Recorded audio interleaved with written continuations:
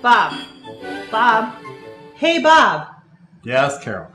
I've been reading this bulletin, and do you know, there's a lot of stuff in here. We could be really busy if we got ourselves involved. Yep. Uh-huh. For instance, there's Tuesday morning Bible study, there's grief share, there's believers in recovery, there's small groups on Wednesday night, there's choir, covenant man, Titus touch. The seniors have a ministry, the teens and the young adults have a ministry, the women have a ministry, and there's a men's prayer breakfast, which, by the way, I think you should go to.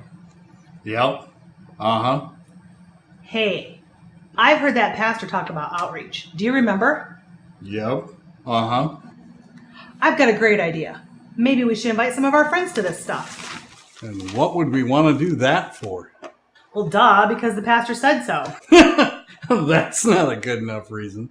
Well, why don't we invite them to hear how good the pastor is? Definitely not a good enough reason. How about come and hear about our missionaries? Nope, not good enough. How about we invite them to see the new foyer? It's got a new paint job and it's been remodeled. And what about meeting the members? You're missing the point, Carol. Next, you're going to tell me that I can't invite our friends to see the new foyer and to hear how good the pastor is and to hear about the missionaries and to meet the friendly people. Yep. Uh-huh. Next, you're going to tell me that I have to invite them to hear about Jesus and the sacrifices he made for us. That's what I'm telling you, Carol.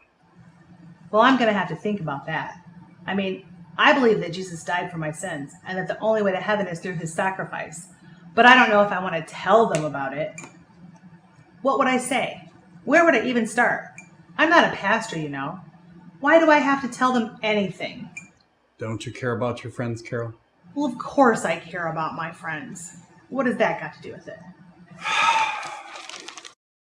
Well, aren't you a wealth of knowledge sitting over there in your chair? Is that why I'm supposed to invite them to church and to the activities to hear about Jesus? Yep.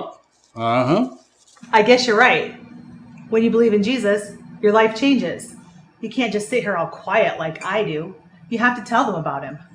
Yep. Uh-huh. Well, you don't have to lecture me, Bob. I knew about it all along. Really, I did. Sure you did, Carol. Sure you did.